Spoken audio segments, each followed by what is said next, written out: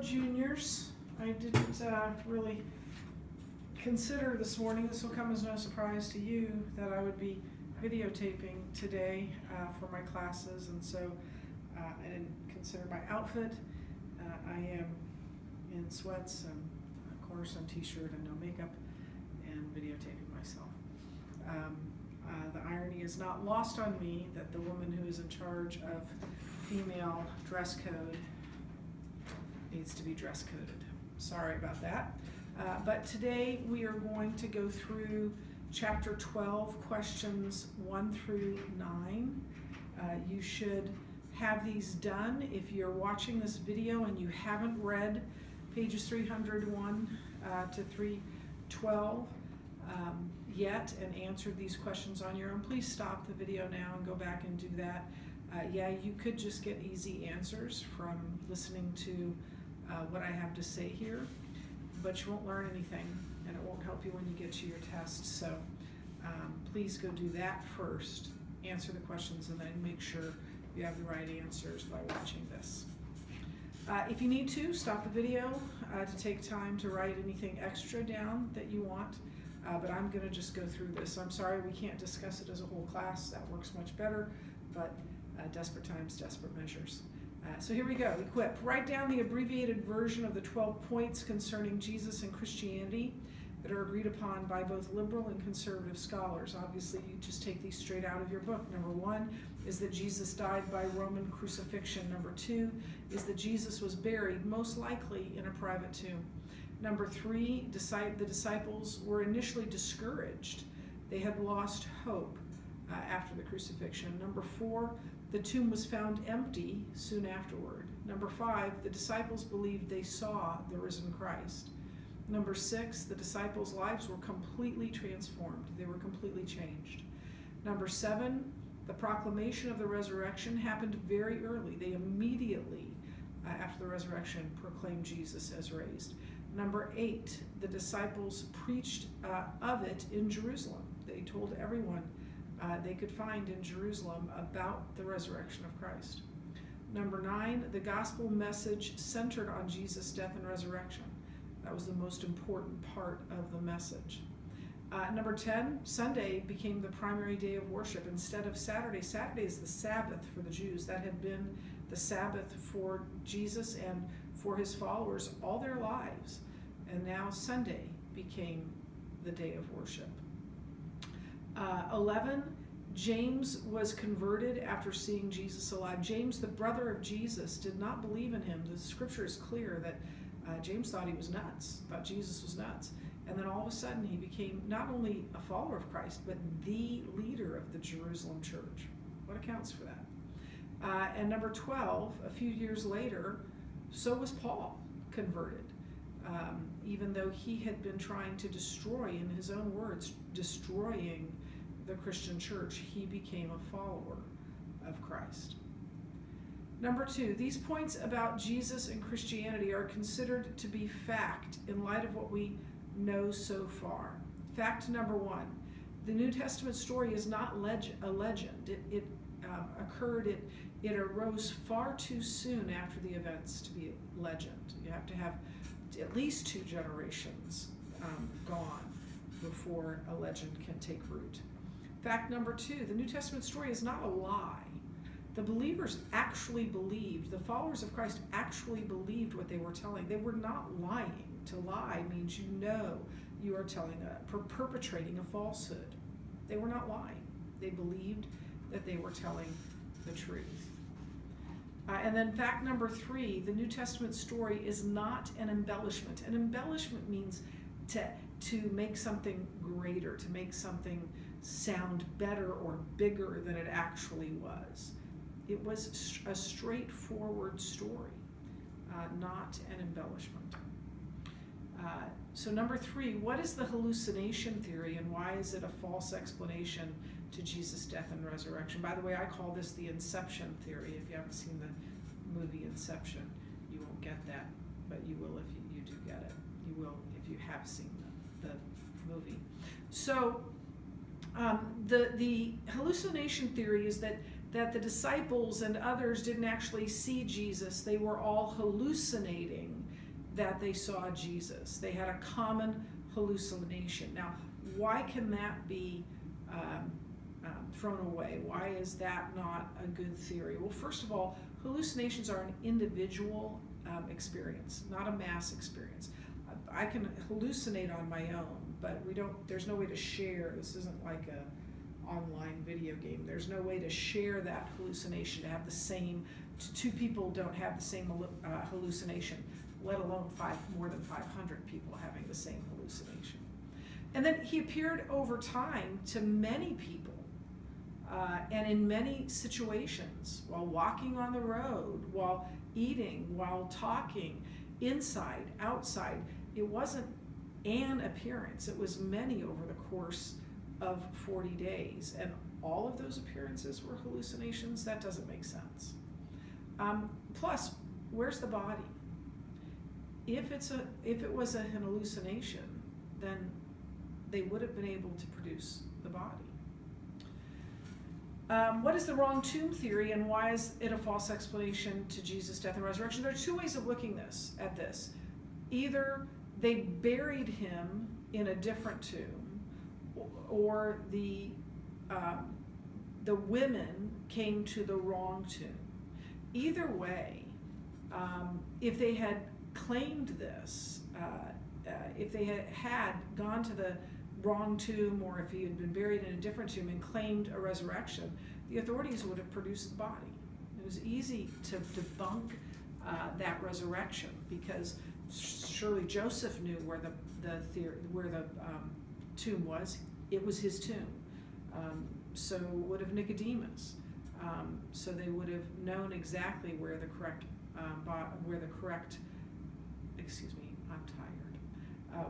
tomb was, and would have produced the body. But they did know where the tomb was. Joseph knew where his own tomb was. The women had been there watching Joseph and Nicodemus bury Jesus. They knew where the tomb was. But that, even if it was the wrong tomb, doesn't explain the appearances. Regardless of whether he was in the right or the wrong tomb, how did he all of a sudden appear to people? And the empty tomb didn't convince the disciples. You can look on pages 303 and 304 for that. So for all of those reasons, it wouldn't have been a good explanation. What is the swoon theory, and why is it a false explanation to Jesus' death and resurrection? The swoon theory is that Jesus didn't actually die on the cross. He was really badly wounded, but he didn't die. And they took him off the cross, thinking he was dead, put him in the tomb, embalmed him, thinking he was dead, and then something about the cool of the tomb, maybe the damp, maybe the spices, whatever it was, but he recovered. He unwrapped the linen, the mummified linen around him, and was able to overcome the 80, 100 pounds of spices, was able to roll away the stone from the inside with nothing to grab onto, and walked out of the tomb. Even just telling you all that seems very far-fetched. So why is this a false explanation? Well, they would have, first of all have to have been liars. Oh, that's the stolen body, I'm sorry. Both Jesus' enemies and friends believed he was dead. Secondly, there is no record of anyone ever surviving crucifixion. Jesus would be the only one. Thirdly, how did he get rid of the 80 pounds of spices and unwrap himself and then move a 2,000-pound rock with, like the palms of his hands? That would be, now maybe he could do it miraculously, but if he could do that miraculously, he could also rise from the dead miraculously. And then medical doctors, and you've read some of these, I think in 10th grade we read about this. Medical doctors have confirmed this, that everything about the crucifixion proves that Jesus was dead. And these were trained killers. These were people who did their job, their gruesome job, very well. He was all dead, not just mostly dead. And then, what is the stolen body theory, and why is it a false explanation to Jesus' death and resurrection? This one has some different parts to it. Some people say the disciples stole the body. Some people say the guards stole the body. Some people say the Jewish officials stole the body. Here's the thing. The Jewish officials would have only stolen the body to produce it, to show everybody that he hadn't risen from the dead. They never did that, so they didn't steal the body. The guards didn't have any reason to steal the body. Why would they steal the body? And again, they would have been punished for that, and they would have produced the body had they done it. The disciples didn't know to fake a resurrection. They were totally shocked that he rose. There's no way they would have been shocked. Oh, look, Jesus, you're alive. No, they didn't steal the body. They didn't know to. And even if they had, how did they get past the guards? How did they get the body out of Jerusalem with nobody noticing a mummy going through the streets of Jerusalem? Not at all likely. But beyond that, everyone believed that he was dead. And so they would have all have to have been liars. So not only did they steal the body and lie, they did that so that they could be beaten and tortured and executed.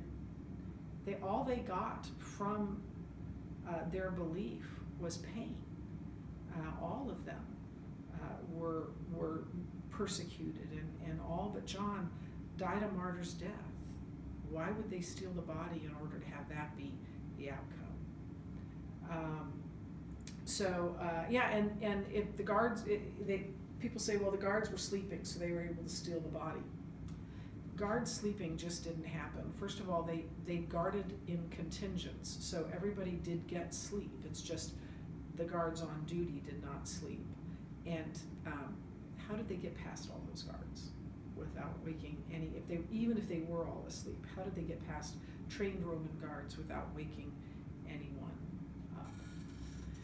Number 7, what is the substitute crucifixion theory? Sometimes this is called the twin theory, and why is it a false explanation of Jesus' death and resurrection?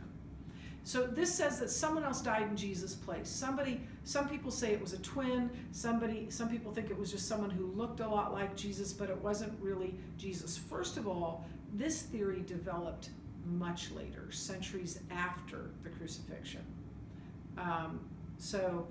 That alone makes it unlikely. But if Jesus had a twin, where was he? Never mentioned. If it was one of his brothers, they didn't believe in him. They would not have been willing to die in his place. And everybody was mistaken. Jesus' mother didn't notice that wasn't Jesus. Jesus' cousins, John and James, didn't notice. Nobody noticed that it was a different person. That doesn't make much sense. And still, why was the tomb empty? Where's the substitute? What happened to the substitute's body then? Because that's missing. If Jesus was alive. And then what happened to Jesus after he appeared? Because they don't believe he ascended to heaven. So where did Jesus eventually end up? And then number 8 is, what is the invented story theory, and why is it a false explanation to Jesus' death and resurrection? It wasn't. Here's the thing. So invented story theory is that they all believed that Jesus rose from the dead, or they all believed in Jesus, and they wanted others to believe in Jesus, so they made up this story that he rose from the dead to get people to believe in Jesus.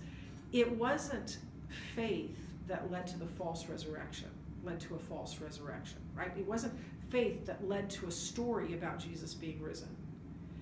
It was a real resurrection, and that led to faith. In other words, they were all cowering in a corner until they saw the risen Christ. It wasn't only until after the resurrection that they had the faith to proclaim this and the faith to die for it. So the faith didn't lead to the fake story. The real story led to real faith. And then finally, What is the copied pagan myths theory, and why is it a false explanation to Jesus' death and resurrection? You'll have scholars say, oh, there are lots of other stories in ancient history about a warrior or a hero dying and then coming back to life. The first real parallel of anything close to Jesus came in AD 150, and I'm no math expert, but I'm pretty sure that's about 120 years after Jesus died. So if anything, that story and any stories like it copied Jesus, not the other way around. And everyone agrees that Jesus was an actual historical figure, and the accounts about him are not mythical. They have none of the markers of mythology. And even if it is a copied pagan myth, and it's not, but even if it were, that can't explain the empty tomb. It can't explain the willingness of believers to be persecuted. It can't explain all the outside sources that tell the exact same storyline as the Bible. And there are no myths that follow the rest of Jesus' story. Nobody says, oh, the feeding of the 5,000 is a parallel of a pagan myth. No, there's no connection anywhere else in Jesus' story. Why would there be a connection here? So you have your homework will all be up on RenWeb. It'll be based on the day. I'll put it on the day that I want you to do it. It needs to be all done before we return to school. And once you read and answer questions, there will be videos up on RenWeb for you to view, on Facts, for you to view, to make sure that your answers are right. But please do the reading and do the answers before you watch the video. Thanks. I miss you already. See you soon.